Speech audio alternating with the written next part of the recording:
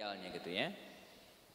Namun karena pandemi yang melanda dunia sejak awal Maret persisnya ya, beberapa agenda di off-kan.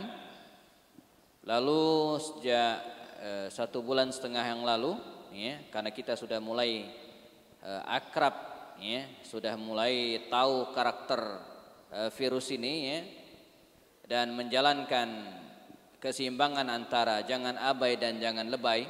Nah, begitu konsep yang suka saya gaung-gaungkan menghadapi virus ini ya. Lalu kita laksanakan kajian-kajian secara offline dengan tetap menjaga protokol anti Covid-nya ya. Menggunakan masker terutama ketika bicara kurang dari 1 meter ya.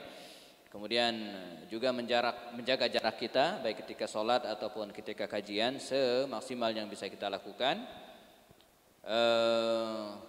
Memastikan ya tangan kita ya dalam keadaan bersih ya. Apalagi ketika pulang dari sini nanti, saya biasanya pulang dari sini jubah saya ini saya lepaskan dan kemudian saya gantung di tempat yang tidak tercampur dengan pakaian yang lainnya. Ya, biasanya kalau siang langsung saya jemur di terik matahari gitu ya. Langsung ke kamar mandi, kemudian bersihkan tubuh ya, baru bercandaria dengan keluarga.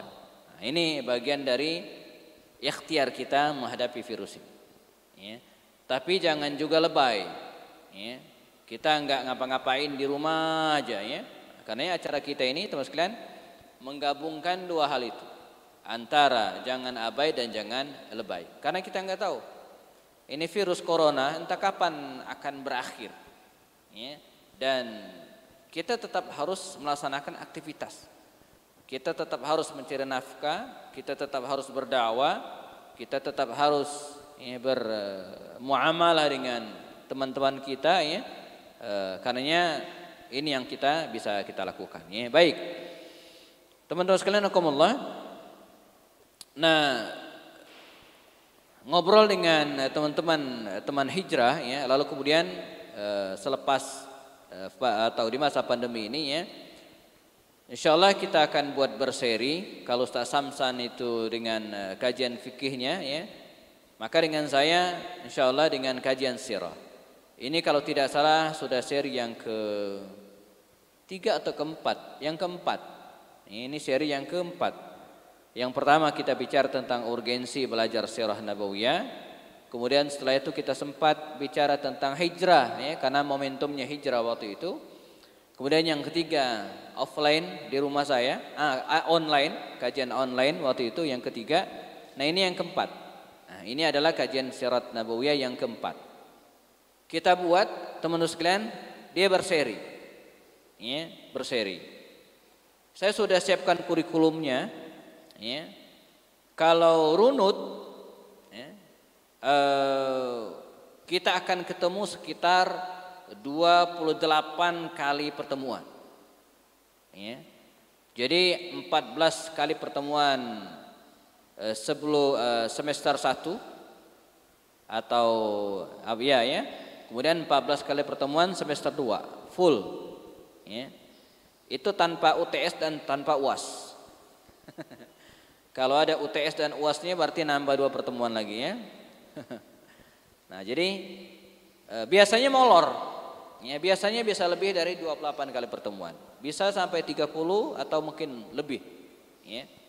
Jadi belajar secara hidup Nabi ini memang luar biasa. Saya menggeluti dunia sirat nabawiyah ini secara fokus ya. Mungkin bisa disebut hampir 20 tahun. Sejak dari tahun 2000 ya. Sejak dari tahun 2000 saya diamanahi menjadi pengampu ya, materi atau rubrik di sebuah majalah Islam, majalah Sabili pada waktu itu, rubrik Ibroh namanya. Lalu kemudian mengisi beberapa kajian sampai hari ini hampir sekitar 20 tahunan. Ini 2020. Dan kelebihannya apa? Kita tidak pernah bosan. Ya.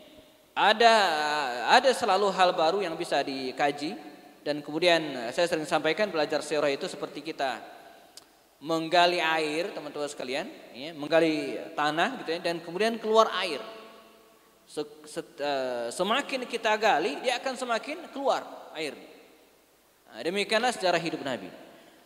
Dan saya ingin pastikan ya, pasti ya, tidak ada di dunia ini sosok manusia yang begitu sempurna, gitu kan? Sejarahnya begitu lengkap, ya, kisah hidupnya selain baginda Rasul Sallallahu Alaihi Wasallam. Coba sebutkan. Semua ada. Dan itu bukan ngarang. Ini bukan seperti cerita Malin Kundang. Ya. Ini bukan cerita bawang putih dan bawang merah. Ya, dongeng. Ya. Ini bukan cerita kisah tentang batu kerbau ya di kampung saya. Jadi di kampung saya itu ada sungai, Sungai Ogan namanya. Di tengah itu ada batu.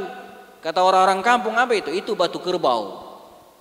Ya, karena dulu ada kerbau mandi, dipanggil oleh sepahit lidah, dia nggak nurut, gitu kan? Disumpahin jadi batu kerbau. Di mana? Di Batu Raja. Nah, di situ ada juga batu yang jadi raja ya. Nah itu dongeng-dongeng semua itu ya. Tapi Muhammad Sallallahu Alaihi Wasallam, kisah beliau itu bukan dongeng. Bisa dirunut ya kisahnya, bisa ditelusuri sejarahnya dan kita akan ketemu riwayatnya. Nah, ya. Sudah jutaan buku ditulis, sudah jutaan kajian-kajian dilaksanakan, ya, tapi kita tidak akan pernah bosan menelaah sejarah hidup Rasul SAW. Karena itu, saya mungkin bisa pastikan kalau kurikulum kita 28 kali pertemuan, maka kemungkinan akan lebih. Biasanya molor, seperti perang Badar, itu saya pecah menjadi 2 pertemuan. Tapi faktanya bisa 4 kali pertemuan. Ya, bisa 4 kali pertemuan ya. Nah, pada malam hari ini nanti sampai Isya ya, begitu azan kita istirahat, break sebentar. Habis Isya lanjut lagi sampai jam 11 insyaallah. Siap? Siap ya? Yang siap silakan, saya 8:30 pulang. Emang enggak kasihan sama Ustadz sampai jam 11 ya? Saya dari jam 7.30 udah standby di Zoom hari ini ya. Ngajar di beberapa tempat ya, dari rumah saja ya. Nah, insyaallah habis Isya nanti kita lanjutkan dikit insyaallah ya, sebentar ya. Baik. Kita akan bahas teman-teman sekalian, tadi sampaikan oleh Kang Rensu tentang seputar kelahiran Rasulullah dan masa kecil beliau. Nah, ini kita akan bahas bagaimanakah kondisi baginda Rasul SAW pada saat dia dilahirkan, bagaimana kondisi bangsa Arab waktu itu ya, dan masa kecilnya ya. Saya tidak upload di Infocus ya, tapi materinya sudah saya upload di internet, di Instagram ya. Jadi silakan teman-teman unduh, silakan cek sendiri ya. Saya bikin ya, Instagram khusus ya, namanya Kajian Sirah. Ya, kajian sirah, tema-tema yang telah kita bahas dan akan dibahas saya upload di situ. Ya, ini sudah yang keberapa ini ya? Saya upload mungkin sudah 30-an episode. Ya, sudah sampai ke perang Khandaq yang saya upload. Nah, jadi teman-teman bisa melihat di sana tema-tema kita, dan ini tadinya PowerPoint. Ya, kemudian sedikit dirapikan ya supaya layak tayang di Instagram ya, dan terbatas. Instagram itu kan 1 kali tayang dia cuman 10 slide. Jadi kalau lebih dari itu berarti saya edit dan disesuaikan ya. Nah, hari ini kita akan bahas seputar kelahiran Rasul SAW. Di sini sudah saya upload ya di akunnya Kajian Sirah ya, pakai A. Kajian Sirah ya, atau label gedenya Pusat Kajian Sirah ya, teman-teman bisa cek dan menyesuaikan di situ ya. Baik.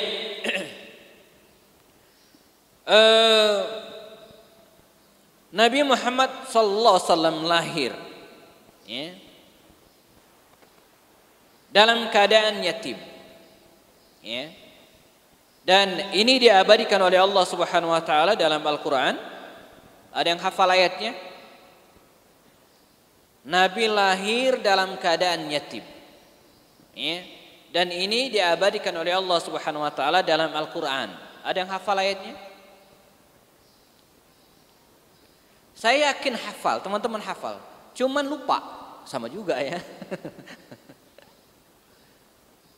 Ada yang hafal ayatnya? Ini panitia mestinya mengiming-imingi dengan door prize nih mestinya ya. Saya sayang, saya nggak bawa handphone saya yang satunya tadi ya. Bukan untuk door prize. Ada yang ingat ayatnya? Yang menjelaskan bahwa Nabi kita dalam keadaan yatim. Jangan-jangan ada di sini, oh nggak ada ya? Ada yang ingat ayatnya? Teman-teman? Terserah mau jawab ayatnya ini mau ala NU atau ala Muhammadiyah, terserah. Mau gaya Ustadz Abdul Somad atau gaya Ustadz Adi Hidayat. Kalau gaya Ustadz Abdul Somad, teman-teman bacakan ayatnya. Enggak usah disebutkan terdapat dalam surat apa, ayat berapa, enggak usah. Atau gaya Ustadz Adi Hidayat. Ya, surat sekian, ayat sekian, selesai, terserah. Ya. Jadi gaya Ustadz Abdul Somad itu gaya orang NU. Ya. Dibacakan ayatnya tapi enggak disebutkan ini surat apa, ayat berapa. Ya bisa juga. Ya. Tapi kalau Ustadz Adi Hidayat sebagian besar dia sebutkan Quran surat 6 ayat 3. Udah tuh. Bukan dia enggak hafal, itu cara dia. Ya. Nah, teman-teman saya yakin ya suka jangan-jangan enggak dua-duanya gitu kan. Enggak hafal ayatnya, nomor surat dan suratnya juga enggak disebutkan. Bagus kalau dua-duanya. Ada yang ingat terdapat dalam surat apa? Ayat berapa? Atau bacain aja ayatnya. Yang menyebutkan Nabi kita lahir dalam keadaan yatim. Ada yang hafal?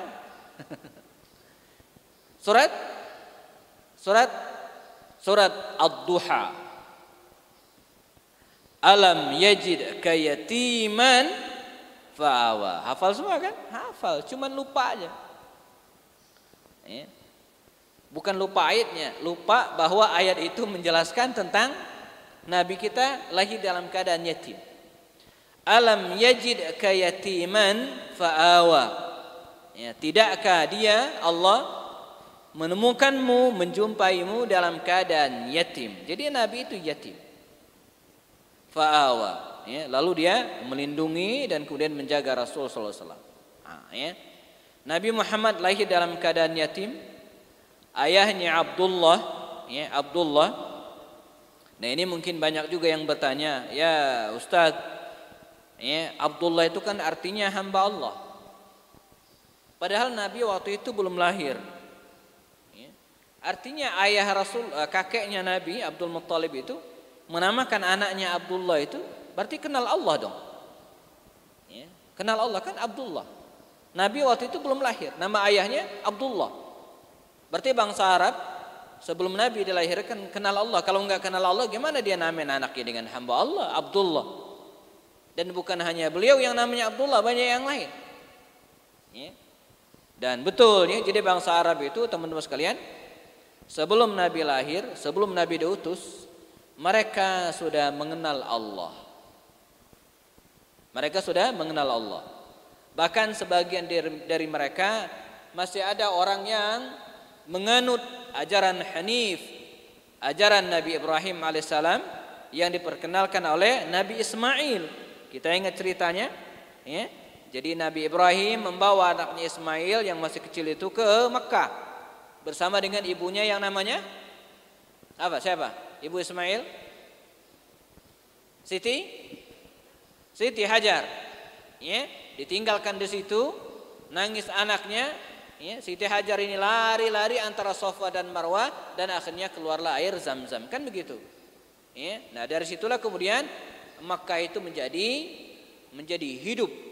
Ya, karena ada air Zam-Zam, lalu kemudian Ibrahim meninggikan lagi Ka'bah, ya, sehingga di kota Makkah itu ada dua. Pertama Ka'bah, yang kedua air Zam-Zam. Zam-Zam sebagai sumber kehidupan. Ya, kalau kita di padang pasir Sahara, yang paling penting kita perlukan adalah air. Maka di mana ada air, maka di situ ada perkampungan. Airnya habis, mati, pindah lagi mereka nyari mata air yang lainnya. Dan di Mekah itu air Zam-Zam tidak pernah kering. Maka Mekah itu selalu ada orang. Satu. Yang kedua, ada yang namanya Ka'bah. Ini adalah simbol spiritualitas, ya, keagamaan. Bayangin, dua hal ini yang kemudian menyebabkan Mekah itu. Nah, kita akan masuk ke tema kita. Mekah itu menjadi ramai sepanjang tahun. Mau musim apa aja Mekah itu ramai. Ya, mau musim durian, musim rambutan, enggak ada ya.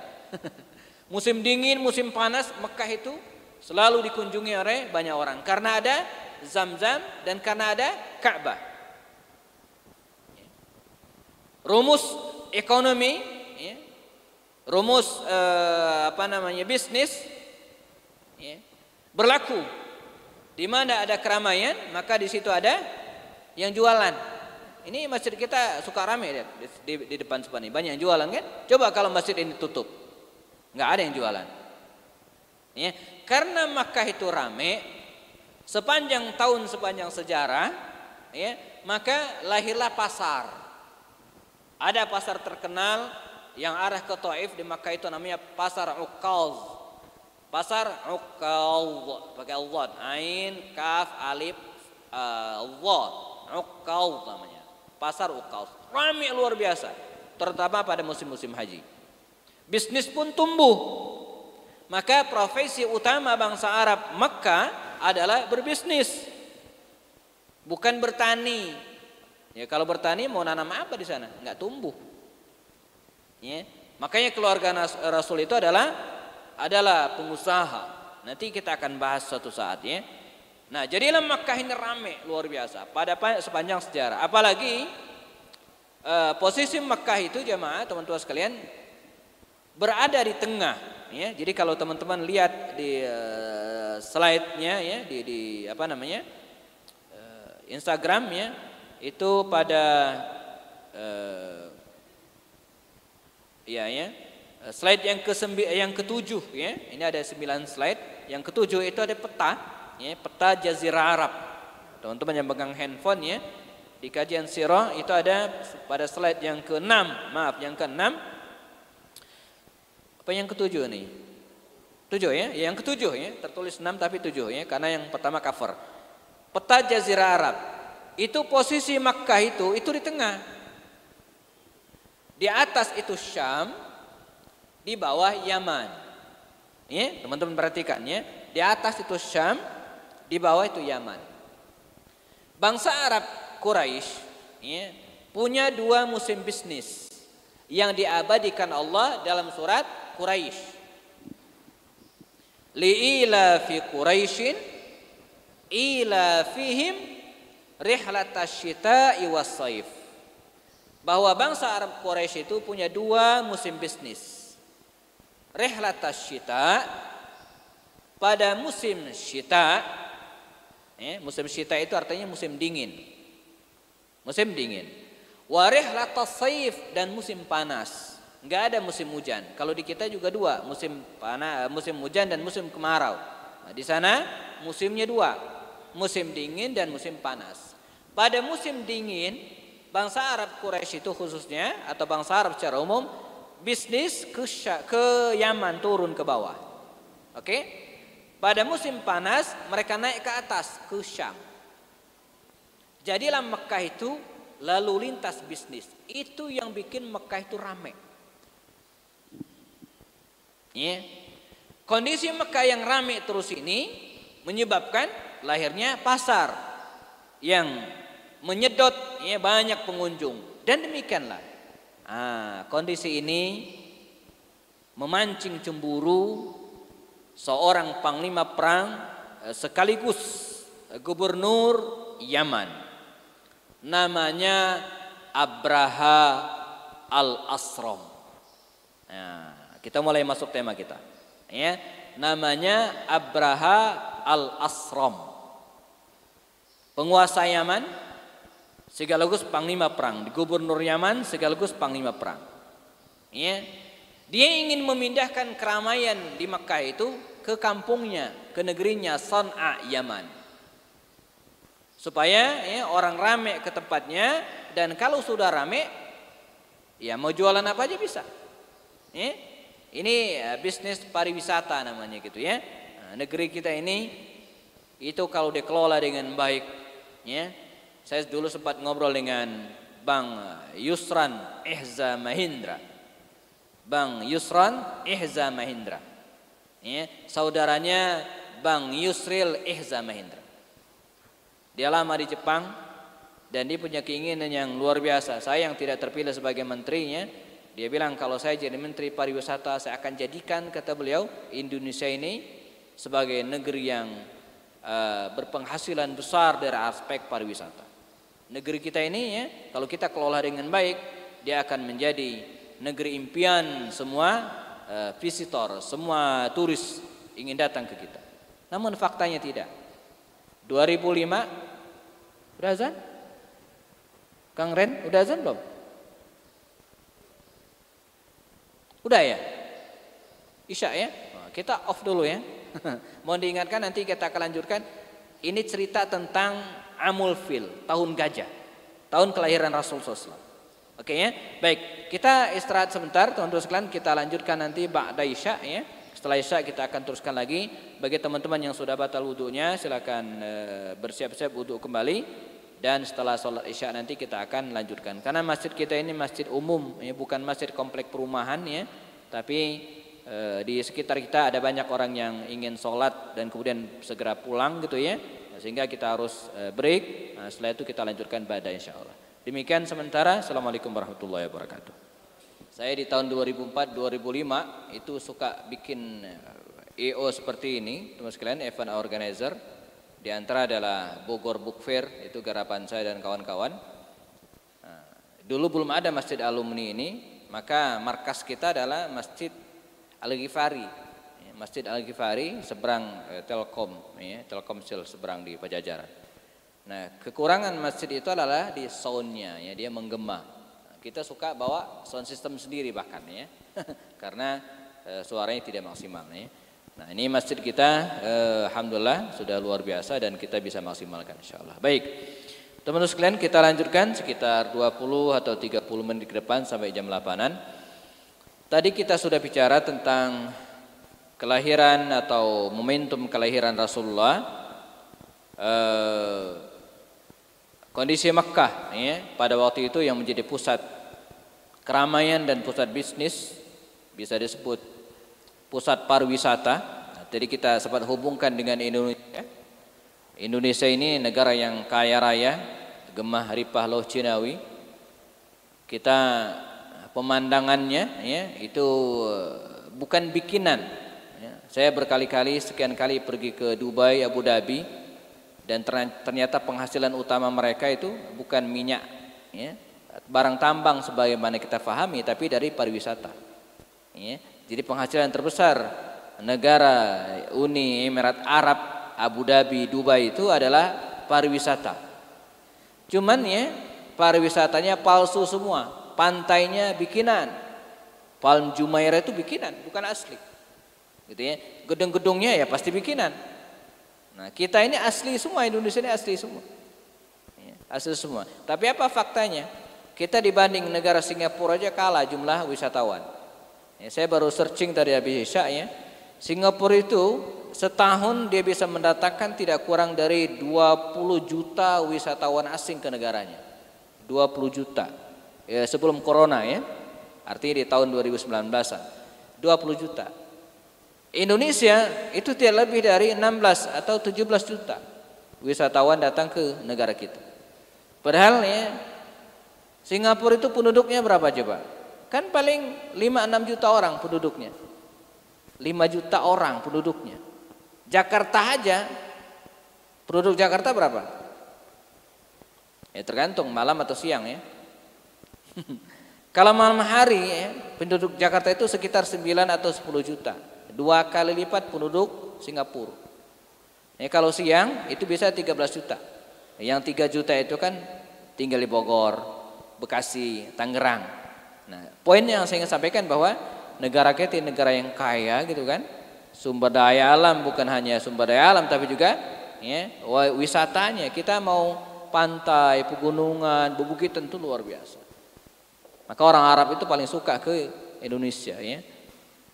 Karena keindahan alamnya. Kita kembali ke tema kita. Makkah yang ramai tadi yang menghasilkan bisnis luar biasa ya, mengundang cemburu seorang penguasa Yaman ya, gubernur sekaligus panglima perangnya namanya Abraha al-Asram. Maka dia ingin memindahkan pusat keramaian di Makkah ini ke Yaman. Dia perhatikan penyebab orang datang ke Makkah itu selain Zamzam adalah Ka'bah. Al-Ka'bah ya. Dan kalau dilihat dari aspek arsitek ya, Ka'bah itu kan nggak menarik, kotak doang. Ada yang pernah lihat Ka'bah? Minimal gambarnya ya, videonya kan kelihatan kan, cuman gitu-gitu orang kotak doang. Ini bukan menghina, bukan ya. Tapi mengapa orang banyak datang ke situ ya? Maka akhirnya tercetuslah dalam benak Abraha ini, dia bikin tempat ibadah, gedung gitu kan, kanisa, semacam gereja di Yaman. Berharap orang datang ke tempat tersebut. Dibuat mewah, megah, berlapis emas pada beberapa titik bangunan tersebut. Namun begitu gedung ini jadi, ya, tetap nggak rame. Ya, tetap orang-orang datang ke Mekah, ke Ka'bah. Ya, bukan datang ke negerinya Yaman. Bahkan ada riwayat, ada seorang Arab, ya, itu buang kotoran di tempat ini, di mana, di kanisa ini, ya, di bangunan yang dibuat oleh Abraha ini. Ini yang kemudian membuat dia marah. Maka ya dia berniat menghancurkan Ka'bah. Nah ini kisahnya. Dia berangkatkan pasukan gajah, ya, berangkat dari Yaman naik ke atas terus, ya, tujuannya adalah Mekah, Ka'bah. Tiba di sebuah tempat namanya Lembah Muhaysir, ya, tidak jauh dari Arafah. Di situ ada lembah, dari Arafah menuju ke Mina di daerah Muzdalifah, itu ada sebuah lembah yang tidak dihuni oleh siapapun karena nggak boleh. Nanti saya akan jelaskan. Dia bermarkas di situ, dari situ kemudian dia mengincar Ka'bah, ingin dihancurkan. Ya. Nah, penduduk Mekah yang waktu itu ketuai demikian kira-kira oleh kakek Rasulullah Abdul Muttalib, ya, tidak bisa berbuat apa-apa. Bahkan ketika Abraha ini merampas unta-unta milik mereka, ada ratusan unta dirampas oleh Abraha ini, diambil oleh tentara-tentara mereka. Penduduk Mekah nggak bisa ngapa-ngapain, tidak mungkin mereka bisa ngelawan. Maka ya, Abdul Muttalib kakek Rasul ini segera menghadap Abraha. Ini kisahnya luar biasa menarik. Abdul Muttalib kakek Rasul datang ke Abraha yang bermarkas di daerah Arafah hari ini, di lembah Muhaysir tadi, ya. Kata dia menduga, ya, Abraha ini menduga Abdul Muttalib ini ingin meminta kembali unta-unta dan hewan ternak yang dirampas. Kata dia, ya Abdul Muttalib, ya, apakah kedatangan Anda pengen mengambil unta-unta, hewan ternak yang kami rampas ini, ya, atau Anda ingin menghalangi kami menghancurkan Ka'bah? Nah, jadi dia menduga Abdul Muttalib ini bukan hanya ingin ngambil unta, tapi ingin menghalangi Abraha menghancurkan Ka'bah. Apa kata Abraha?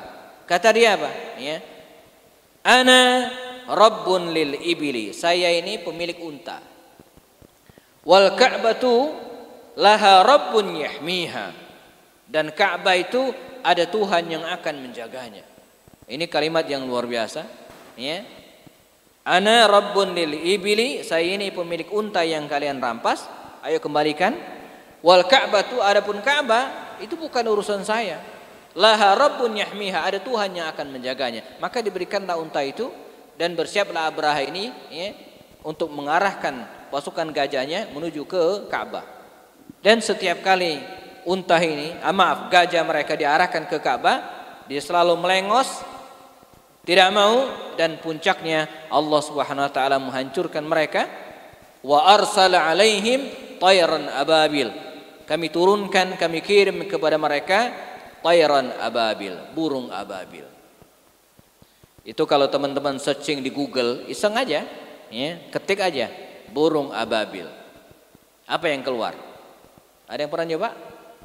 Kalau enggak coba aja. Ketik di Google ya, cari image, gambar burung ababil atau mungkin video, klik. Di antara gambar yang muncul itu ya, burung ababil itu kayak burung hantu.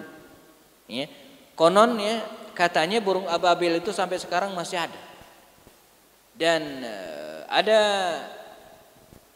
orang kita kayaknya orang Indonesia ya yang ke Palestina ya, itu sempat menangkap dan mendapatkan burung ababil ini.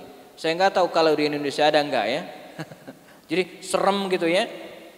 Wallahualam apakah burung ababil seperti ini yang disebutkan Al-Quran atau tidak. Tapi melihat bentuknya wajar sih. Saya suka ya karena harus mendalami sejarah ya.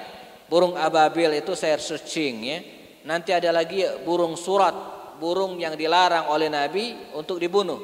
Ya, Nabi melarang kami, kata Ummu Syuraik, membunuh burung surat. Begitu saya cek di Google dengan bahasa Arab, ternyata kayak burung pipit. Ada lagi apa lagi? Burung hudhud. Coba diketik di Google. Ya, burung hudhud. Pokoknya hewan-hewan yang ada di Al-Quran itu, teman-teman coba cari di Google ya, dengan bahasa Arab ataupun mungkin bahasa Inggris, kita akan menemukan ya. Kalau burung hudhud itu cantik. Dia kecil, mungil tapi indah, warna-warni. Ketik aja. Nah, kita kembali ke burung apa? Ababil. Wa arsala alaihim tayran ababil. Allah mengirimkan kepada mereka itu burung ababil. Ngapain burung ini? Tarmihim bihijaratin min sijil. Yang melempar mereka ya, tarmihim bihijarah dengan bebatuan kerikil min sijil dari neraka sijil. Faja'alahum ka'asfim ma'kul. Lalu Allah menjadikan mereka seperti sesuatu benda-benda dedaunan dalam kurungnya yang dimakan, yang digerokoti, hancur. Di mana? Di lembah Muhaisir. Maka Nabi mengatakan tempat ini tempat Allah menghancurkan musuhnya Abraha. Jangan dirikan rumah, jangan dirikan bangunan, jangan dihuni tempat ini. Maka sampai sekarang nggak ada yang menghuni di situ. Ya. Jadi kita dilarang menempati tempat di mana Allah pernah menghancurkan orang-orang durhaka. Dan yang menarik dari hal ini bahwa kalau kita runut sejarah teman-teman sekalian, kita akan menemukan betapa kekuasaan Allah itu luar biasa. Ya. Untuk menghancurkan orang-orang yang durhaka, durjana itu ya. Kadang Allah tidak perlu dengan kekuatan besar. Tadi menghancurkan pasukan Abraha dengan pasukan gajahnya yang luar biasa, tak mungkin dihadang oleh orang-orang Quraisy Makkah, nggak mungkin. Maka Allah mengirimkan bala tentaranya, bukan pasukan bergajah lagi. Ya, bukan pasukan besar lagi, tapi dengan burung. Jadi Allah ngalahin mereka dengan burung doang. Ada. Ya. Namrud. Ada yang tahu Namrud? Namrud itu ya, dia pernah mengatakan begini. Ana uhyi wa umit. Saya ini bisa menghidupkan orang dan mematikan orang. Saking gagahnya dia, perkasanya dia. Nabi Ibrahim pernah dibakar sama dia gitu kan. Tapi bagaimana akhir hayatnya? Ada yang tahu sejarah orang durhaka ini? Namrud meninggalnya pakai apa? Allah cuma mengirim serangga. Ada yang bilang nyamuk, ada yang bilang laler, masuk ke telinganya berhari-hari. Pusing dia, diantukin palanya, pecah mati. Jadi tentara Allah menghancurkan Namrud itu berupa laler. Luar biasa kekuasaan Allah. Siapa lagi? Firaun. Wah, Firaun dahsyat lagi kan? Firaun itu kan apa? Ana rabbukumul a'la katanya. Saya Tuhan kalian yang paling tinggi. Dia ngaku Tuhan. Bagaimana akhir hayatnya? Tenggelam. Firaun itu ternyata enggak bisa renang. Jadi yang menghancurkan Firaun itu bukan tentara besar, bala tentara pasukan, enggak, air. Tentara Allah berupa air. Jalut, tahu Jalut? Ya. Itu kan raja ditakuti orang. Sampai Bani Israel itu berdoa khusus kepada Allah agar mendatangkan kepada mereka ya, seorang yang bisa mengalahkan Jalut itu. Tapi siapa yang mengalahkan Jalut? Siapa? Daud kan? Daud remaja, anak-anak. Bahkan ya, ketika mereka akan berangkat perang, Daud itu sempat nggak diizinkan. Mengapa? Saking kecilnya gitu kan, masih remaja, masih anak-anak dia. Tapi dia yang membunuh dan mengalahkan Jalut. Pakai apa? Pakai ketapel. Luar biasa. Ya. Di masa Rasulullah nanti kita akan ketemu dengan tokoh-tokoh hebat juga, di mana Allah menghancurkan mereka dengan caranya. Abu Jahal, gimana Allah menghancurkannya? Dikeroyok dua pemuda Madinah, Afra, ya, Mu'ad dan Mu'awwidh. Dua pemuda. Ya. Kemudian sempat diinjak oleh Abdullah bin Mas'ud. Ya. Abu Lahab itu Abu Lahab itu pernah bilang begini, kalau betul Allah itu disebut Allah, ya, Allah itu mengutus ke muka bumi ini seorang nabi, saya yang dia diutus. Saya yang diutus, bukan Muhammad katanya. Saking sombongnya dia.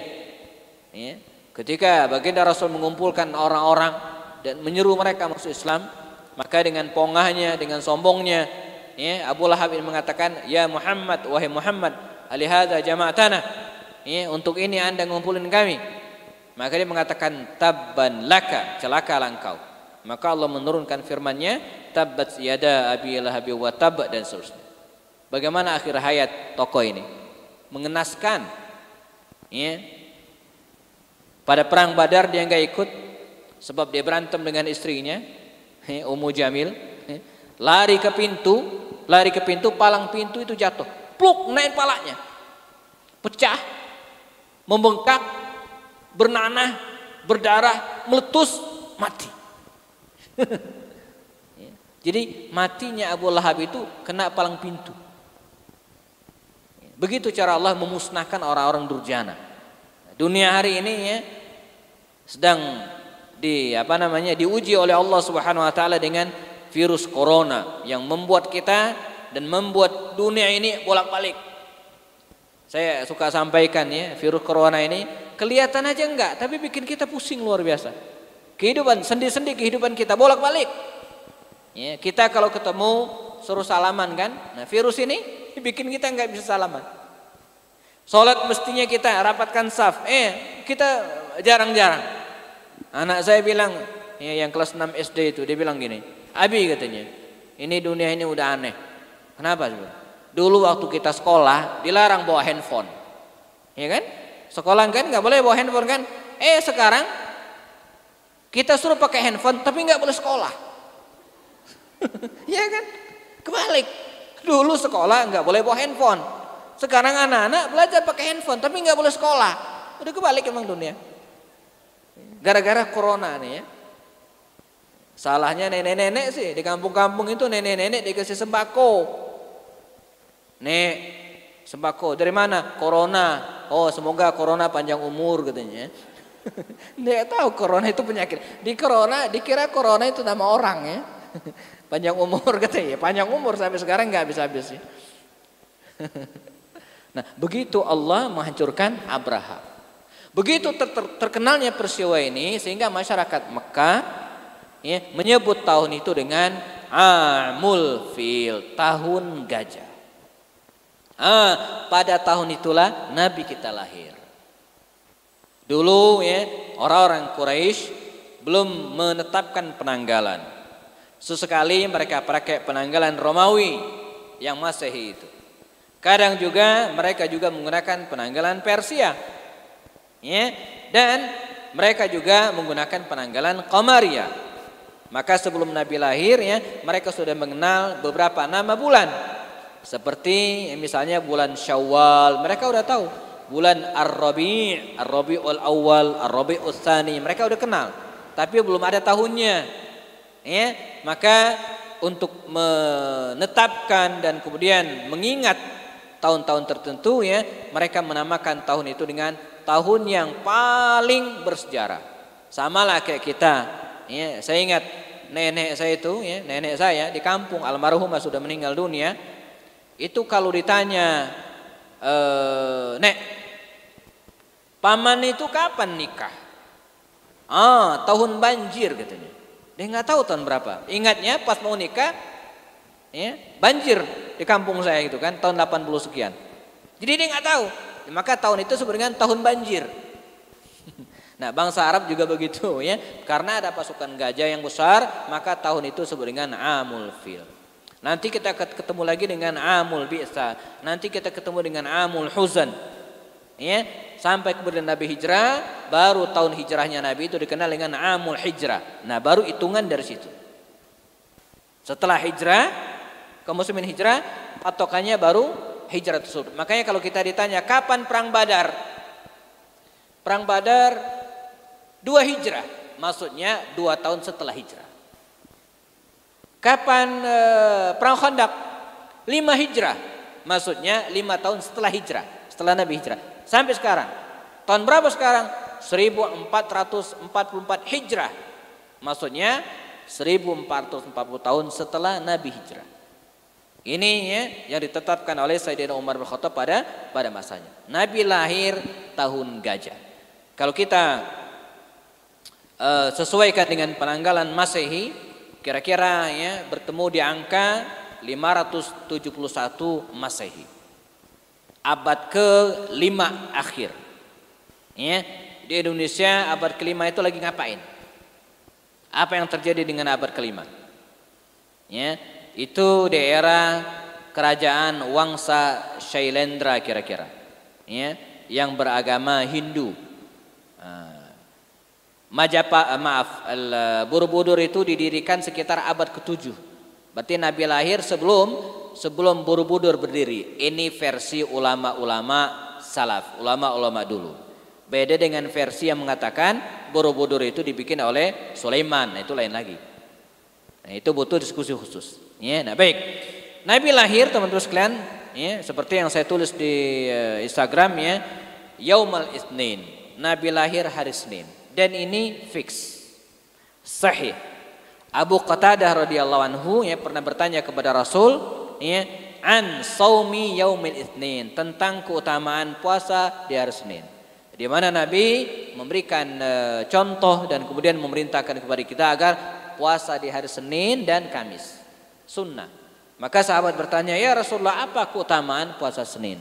Kata Rasul, zalika yaumun, hari Senin adalah hari yang yaumun ulitu fihi, saya dilahirkan. Nah, jadi fix Nabi itu lahir di hari Senin. Tetapi walaupun Nabi kita lahir di hari Senin, bukan berarti hari Senin itu menjadi hari yang luar biasa. Biasa saja.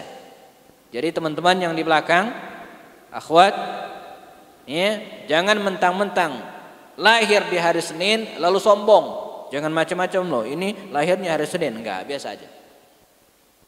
Sebab Sayyidul Ayyam itu tetap hari Jumat, bukan hari Senin. Nah, jadi Nabi lahir di hari Senin. Tanggal berapa? Nah, yang beredar di kita tanggal 12 Rabiul Awal. Dan ini pendapat yang masyhur. Ya, dalam ilmu hadis ya, tidak semua yang masyhur itu sahih. Banyak sekali hadis-hadis yang masyhur tapi tidak sahih. Nah, di antaranya ini. Banyak sekali kisah-kisah masyhur tapi tidak sahih. Misalnya kisah laba-laba yang bersarang di mulut gua ketika Nabi hijrah, itu masyhur tapi tidak sahih. Ya, demikian juga kan tanggal 12 Rabiul Awal. Ya, ini kesimpulan para ulama ya. Mengapa? Karena memang tidak ada hadisnya. Bahkan dalam kitab Safiyur Rahman Al-Mubarakfuri, di kitabnya Rahikul Maktum itu dikatakan bisa jadi Nabi itu lahir tanggal 9, 10, 11. Karena itu hikmahnya apa? Kita tidak mengkeramatkan tanggal. Kita tidak boleh mengkeramatkan tanggal. Bahwa kita mengenang hari kelahiran Rasul dengan peringatan-peringatan Maulid, selagi ya, acara-acara tersebut tidak berbau syirik, tidak boros dan melanggar syariat, ini bagian dari memanfaatkan momentum saja, tidak lebih dari itu. Nah, jadi Nabi lahir yatim, ya, ayahnya meninggal dalam perjalanan ke Madinah atau dari Madinah. Ya, di Madinah itu jamaah dekat makam Baqi arah ke sini. Dulu saya nggak sempat menemukan. Dulu di situ ada sebuah lembah, ya, yang agak datar turun, ya, namanya lembah Nabighah. Nah, disitulah ayah Rasul meninggal dan dimakamkan di situ. Di tahun mungkin 60-an 70-an ya, makam ayahanda Rasul itu masih ada.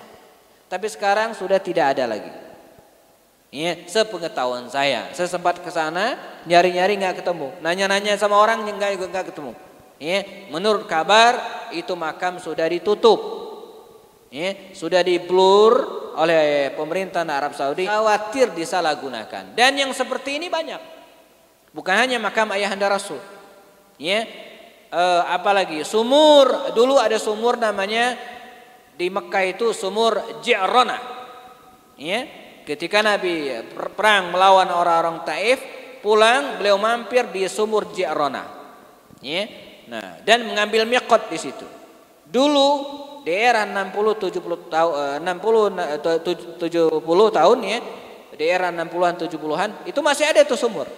Ya, era kakek saya naik haji tahun 64 itu masih ada tuh sumur. Namanya sumur Ji'rana.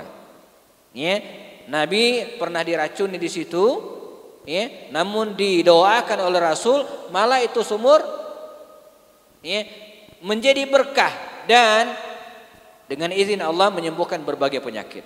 Sekarang itu sumur nggak ada lagi, ditutup. Khawatir disalahgunakan. Mengapa? Ketika orang pulang umroh, pulang haji, dia bawa dua air, satu Zam-Zam, satu air Ji'rana. Nah, oleh pemerintahan Saudi, saya berkali-kali datang ke tempat itu, ke Ji'rana itu, saya tanya. Kadang kan nunggu jamaah yang lagi belanja bla bla, saya manfaatkan keliling saya. Mana ini sumur? Nggak ada lagi.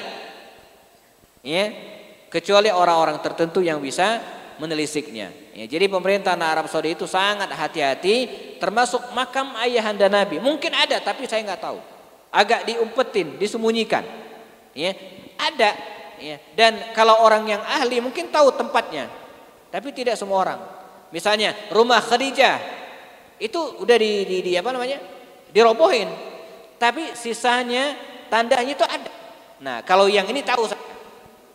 Ya, tahu di mana tempat rumah Khadijah dulu, saya tahu. Kalau teman-teman pengen diunjukin daftar umroh, kita berangkat bareng, saya tunjukin. Kalau di sini gimana nunjukinnya, orang nggak ada.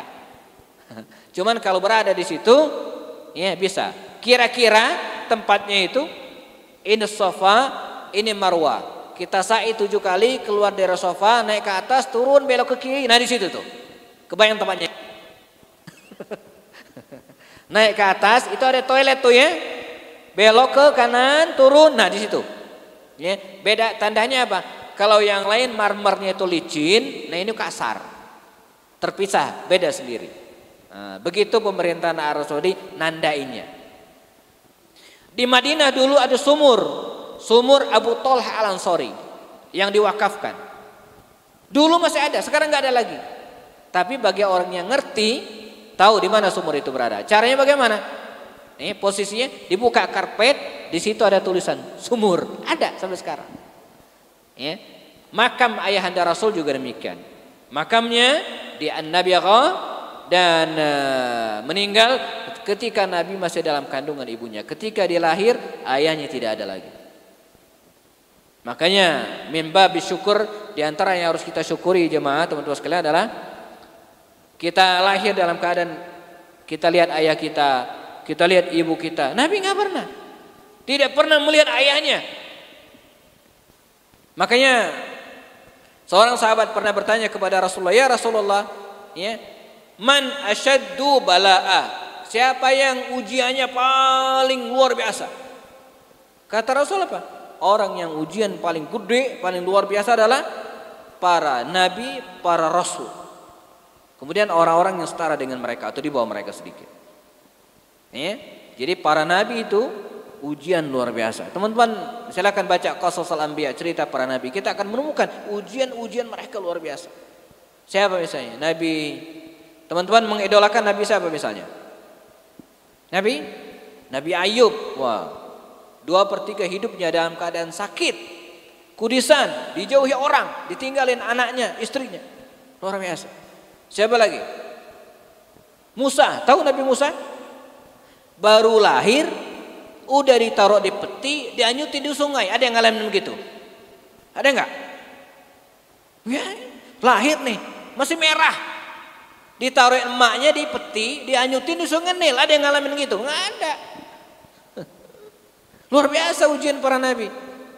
Siapa lagi coba? Nabi Yusuf. Tahu Nabi Yusuf? Saya waktu kecil dulu suka banget ya membaca 3 kisah nabi ini. Nabi Yusuf, Nabi Musa dan Nabi Sulaiman. Wah, saya suka ulang-ulang itu. Nabi Yusuf masa kecilnya bagaimana? Dibully, bukan oleh teman sekolahnya, bukan teman sepermainannya. Siapa yang ngebully? Teman-teman, kakak-kakaknya sendiri. Coba dibully oleh saudara-saudara sendiri. Dibully bukan dicewer, bukan ditendang, dimasukin di sumur. Ada yang ngalamin? Pernah dicemplungin di sumur? Nabi Yusuf. Jadi para nabi itu teman-teman sekalian itu luar biasa ujiannya. Makanya kita kalau dibanding para nabi itu enggak seberapa. Nanti kita akan ketemu dakwah Rasulullah. Bagaimana beliau mengalami ujian yang luar biasa. Saya di luar pandemi bisa mengisi di 52 atau 53 titik majelis taklim. Belum termasuk ini kan baru nih ya. Dan alhamdulillah ya, pulang dari majelis taklim, pulang dari ngisi taklim dan seterusnya. Alhamdulillah, ini babnya syukur ya, bukan minta diuji, bukan. Enggak pernah tuh dilemparin pakai kotoran. Diumpetin sendalnya enggak pernah. Ya, pernah hilang dibeliin lagi oleh panitia. Ya, Nabi dulu luar biasa. Ya, lagi sholat, dia mah lagi sholat nih, dituangin kotoran. Campur darah ya, oleh orang-orang Quraisy pada waktu itu. Jadi Nabi lahir sudah dalam keadaan diuji oleh Allah SWT. Lahir, beliau disusui oleh ibunya sendiri selama beberapa hari. Dan di antara kebiasaan bangsa Arab waktu itu berbeda dengan kita hari ini. Di antaranya adalah masalah ar-radha'ah. Ya. Jadi dulu bangsa Arab kalau lahir anaknya yang menyusui orang lain. Nah, kita teruskan dikit ini ya, karena sudah lewat jam 8. Disusui oleh orang lain. Ini kebiasaan bangsa Arab, bukan bagian keharusan dalam Islam. Ya, jangan mentang-mentang, oh baru belajar sirat nabawiyah. Ya, para ummahat, para ibu-ibu nanti mungkin yang ini sudah menikah, istri melahirkan, disusuin ke orang lain gitu ya, enggak. Padahal istrinya segar bugar dan bisa menyusui, enggak.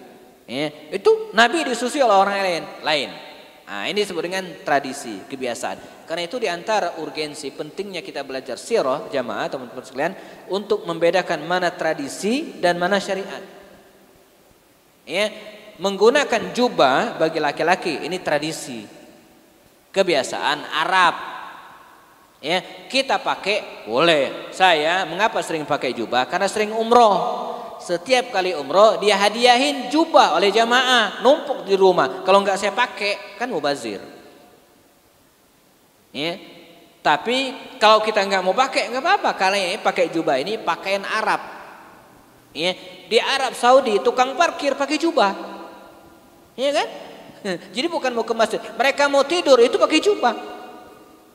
Ya. Biasanya mereka tidur pakai jubah yang lengan pendek. Saya pernah ditegur oleh salah orang jamaah di sana, Ustadz katanya, saya pakai jubah yang lengan pendek. Ya, bagi mereka ya, itu pakaian tidur. Jubah yang lengan pendek itu pakaian tidur yang model apa? Kalau kita apa itu namanya? Kimono? Apa? Singlet tadi. Hah? Bukan ya, pakaian tidur lah gitu kan? Itu pakaian tidur. Nah kita pakai sholat gitu kan? Nah, jadi ini pakai jubah itu tradisi kebiasaan bangsa Arab. Tapi berjilbab itu bukan kebiasaan bangsa Arab. Bahkan di masa Nabi pada awal-awal dakwah di era Makkiyah, para akhwat, para muslim itu enggak pakai jilbab. Kan jilbab baru diwajibkan kapan? Ketika Nabi sudah hijrah ke Madinah. Ya. Nah, jadi jilbab itu bukan tradisi Arab, itu syariat. Sementara berjilbab ini ya, menggunakan jubah ini kebiasaan bangsa Arab. Karena kebiasaan boleh kita pakai, boleh juga enggak. Namanya kebiasaan. Menyesuaikan diri. Ya, nah baik. Menyusukan anak kepada orang lain itu kebiasaan bangsa Arab dulu. Begitu anaknya lahir disusukan kepada orang lain, terutama orang-orang kaya. Nah, demikian juga dengan baginda Rasul. Beliau disusui oleh ibunya sendiri sebentar, lalu sempat disusui oleh Thuwaibah al-Islamiyah. Thuwaibah al-Islamiyah adalah dulu budaknya Abu Lahab. Jadi Abu Lahab itu punya budak, saking senangnya dengan lahiran Rasulullah, dengan kelahiran keponakannya ini, maka dibebaskan budak tersebut. Di antara adalah Thuwaibah ini. Dia punya anak, dan menyusui Rasulullah selama beberapa pekan. Sampai kemudian ya, seorang ibu dari Taif namanya Halimah Sa'diyah datang jauh dari Taif bersama dengan para ibu yang lainnya, ya, sengaja mencari anak-anak kecil yang mungkin mereka susui. Maka singkat cerita, Allah kemudian mempertemukan Halimah Sa'diyah ini dengan keluarga Rasulullah SAW dan dibawalah baginda Rasulullah SAW ke Taif, ke lembah Taif. Mekah, Taif itu kira-kira 80 sekian kilo, 82 kilo. Saya sering ke sana. Ya. Nah, disusuilah, dibawalah baginda Rasul ke Taif selama 2 tahun. Ya. Karena masa menyusui yang paling afdol, yang paling utama itu 2 tahun. Di Al-Quran paling tidak ada 3 ayat yang menjelaskan kepada kita tentang masa menyusui ini. Wal walidatu yurdi'na auladahunna haulain kamilain. Saya udah tulis detail di Instagram tentang hal ini ya. Dan begitulah Rasulullah SAW ya, disusui selama 2 tahun. Dan selama 2 tahun itu ternyata Halimah Sa'diyah ini merasakan keberkahan dengan kehadiran Nabi. Ya, ternak-ternaknya jadi subur, ya, gemuk gitu ya. Tanah-tanah juga subur, tanaman juga penuh dengan keberkahan. Dan dia merasakan keberkahan itu tidak bisa dipisahkan dengan kehadiran Rasulullah sekecil ini, ya, bayi Rasulullah. Maka dia minta kepada keluarga Nabi agar kontrak menyusui, mengasuh anak ini diperpanjang 2 tahun lagi. Maka jadilah Rasulullah tinggal di perkampungan Halimah Sa'diyah di Taif ini, ya, selama 4 tahun. Taif ini jamaah seperti puncak, dingin, ya, subur. Kalau teman-teman suatu saat umroh atau haji di sekitar Masjid Al-Haram di Mekah, ada yang jual timun, ada yang jual semangka, terong, anggur, buah-buahan ini tidak diambil dari Pasar Rebo, Keramat, enggak, kejauhan ngambilnya. Ngambilnya dari mana? Dari Taif. Itu tanah yang subur sampai sekarang. Ya. Nah, Nabi tinggal di tempat itu. Udaranya bagus, itulah hikmahnya. Jadi hikmah Nabi tinggal di Taif, di lembah Halimah Sa'diyah itu ya, pertama ya, untuk mendapatkan udara yang segar. Ya, beda dengan Makkah. Yang kedua, ya, beliau mendapatkan bahasa Arab yang fasih. Karena biasanya orang-orang pelosok itu punya bahasa yang bagus, ya. Kemudian yang ketiga, Nabi belajar mandiri sejak kecil, terpisah dengan keluarganya. Masuk tahun kelima, nah kita cut sampai di sini teman-teman sekalian. Masuk tahun kelima, ada 2 peristiwa besar yang terjadi.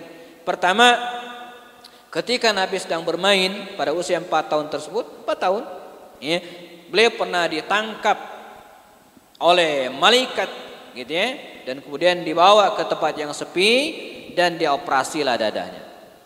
Syaqqus sadar. Dalam riwayat Anas bin Malik, peristiwa ini disebut dengan peristiwa syaqqu as-sadar, proses pembelahan dada. Jadi dada Nabi dioperasi dan ini hadisnya sahih dan dikeluarkan hatinya, dicuci dengan air zam-zam, ya, dengan mangkok emas oleh malaikat dan ditautkan kembali. Dulu kita menganggap cerita ini aneh. Kok enggak mati ya Rasulullah dibelah dadanya? Dulu kita menganggap cerita ini aneh. Sekarang biasa. Mak kalau lahiran kalau nggak sesar nggak keren. Ibu-ibu kalau lahiran kalau biasa aja itu nggak keren. Biasanya dokter juga ya, lebih maunya ya membantu ibu-ibu yang melahirkan dengan sesar. Kenapa? Karena biayanya, uangnya lebih gede daripada lahiran normal. Walaupun sebaiknya lahiran itu ya sebaiknya normal. Kalaupun terpaksa ya sesar. Jadi sesar itu kan dibedel, dikeluarkan, hidup lagi. Ya, aman, selamat. Saya punya sepupu ya, dia sakit usus buntu. Tahu usus buntu? Dioperasi, dibaringkan. Dokter nanya, "Pak, Bapak mau dioperasi. Mau bius total atau bius separoh?" Total artinya disuntik, udah nggak ngerasa sama sekali, total. Atau bius separoh. Separoh itu apa? Yang bawah aja, yang atas tetap sadar. Jadi kalau dibius separoh tidak total gitu kan. Bios lokal itu yang sedang dibedel perutnya, dipotong ususnya, itu bisa ngelihat. Canggih luar biasa tuh zaman hari ini. Ya, kata kakak ipar sepupu saya ini, enggak total aja katanya. Saya enggak sanggup lihat perut saya dibedel katanya gitu kan. Nah, itu yang ngebedel, yang ngebelah itu dokter. Ya kan? Manusia. Ini malaikat. Jadi lebih canggih lagi operasinya gitu kan. Ini peristiwa pertama. Diceritakan kepada Halimah Sa'diyah dan Halimah merasa khawatir dengan kondisi Rasul. Yang kedua, ketika Nabi sedang bermain ya, ada seorang pendeta, ada yang mengatakan pendeta Yahudi, ada yang mengatakan pendeta Nasrani. Dari fisik Rasulullah dia lihat ya, ada tanda-tanda kenabian, ada tanda hitam di bahu antara dua bahu Rasulullah. Lalu kemudian setiap kali Nabi duduk di pepohonan, ya, pohon tersebut selalu melambaikan dan menaungi Rasul dan tanda-tanda yang lainnya. Maka pendeta ini ya, mengira dan kemudian meyakinkan dirinya anak ini suatu saat akan jadi nabi. Dia kejar Rasulullah, ingin dia tangkap, ingin ditangkap. Nabi lari, dilihat oleh orang yang lain, teman-teman sepermainannya, dilaporkan kepada Halimah dan ini yang membuat Halimah merasa khawatir. Lalu dikembalikanlah Rasulullah ke keluarganya di Mekah dan akhirnya Rasulullah tinggal bersama dengan ibunya. Ya, diasuh oleh Ummu Aiman, pengasuh beliau, ya, sampai usia 6 tahun. Pada usia 6 tahun, ya, ibunya Aminah ini mengajak baginda Rasul untuk ziarah ke makam ayahnya di An-Nabighah, dekat kota Madinah Al-Munawwarah. Berangkatlah mereka ya, ke sini ke Madinah dan pulangnya sekitar berjarak 150 km sebelum masuk ke Mekah. Karena kelelahan yang luar biasa melakukan perjalanan Mekah Madinah itu, Aminah sakit dan meninggal dunia di Abuwa, nama tempat tersebut. Maka pulanglah Rasulullah dengan beberapa orang pembantunya atau orang dekatnya, Ummu Aiman diantaranya waktu itu ya, dalam keadaan yatim piatu, usia 6 tahun. 6 tahun usia Nabi, beliau sudah kehilangan ayahnya, sudah kehilangan ibunya, dan Nabi pun hidup bersama kakeknya Abdul Muttalib yang mencintai dan menyayangi beliau lebih dari anaknya sendiri. 2 tahun kemudian kakeknya meninggal dunia dan akhirnya Rasulullah SAW dipelihara oleh pamannya Abu Talib. Ya, pamannya Abu Talib. Nah, begitu berada dalam pangkuan dan kemudian didikan pamannya Abu Talib ini, ya, usia Rasulullah waktu itu sekitar 8 tahun, menginjak usia remaja. Ya, bagaimana kehidupan baginda Rasul pada usia remaja ini yang akan kita bahas pada pertemuan berikutnya. Masa remaja Rasulullah. Ya, masa remaja Rasulullah ngapain aja gitu kan? Ya, ini akan kita bahas pada pertemuan berikutnya insyaallah. Baik teman sekalian, 8:20 ya, di jam saya ya, nggak tahu jam yang lain sama apa enggak ya. Ya, agar tidak terlalu larut ya, kasihan yang akhwat juga mungkin harus segera istirahat, ustadznya juga sudah lelah ya. Kita cukupkan kajian pada sore atau malam hari ini, namun kita sisakan waktu ya bagi yang ingin mengkonfirmasi, bertanya atau menyampaikan sesuatu tentang tema kita hari ini. Kita ada waktu insyaallah. Saya serahkan kembali kepada host kita malam hari ini. Demikian, assalamualaikum warahmatullahi wabarakatuh. Waalaikumsalam warahmatullahi wabarakatuh.